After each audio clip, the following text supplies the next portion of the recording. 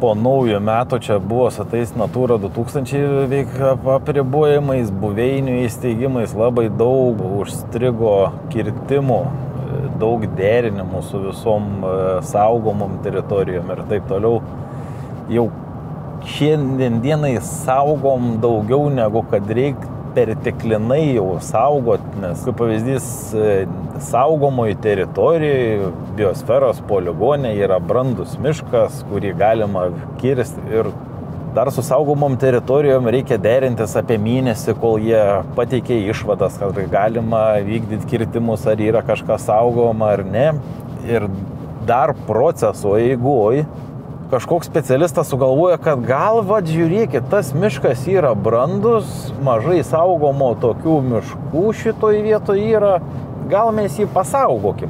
Jis tokį pasiūlymą, žinai, pateik, gal savininkui, kad jis nesimtų, kad jis nedarytų jokių tenais kirtimų ir taip toliau. Nu, jeigu jūs norit, tai saugokit, kompensuokit. Kompensavimo mechanizmo nėra. Turtas tai yra asmeninė nusavybė, teisingai.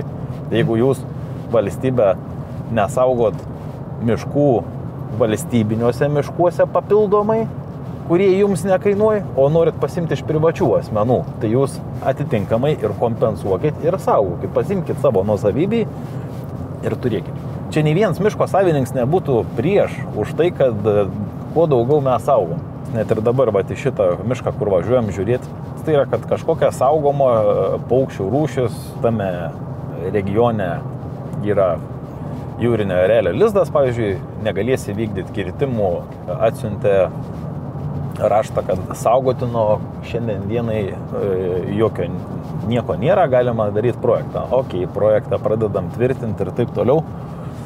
Tada dar iš Kauno instituto pareina dar vienas atsakymas, kad reikia gauti dar vieną pažymą iš saugomų teritorijų po 2 ar 3 metų, nes anksčiau projektą patvirtindavo ir jis galiodavo tau 10 metų.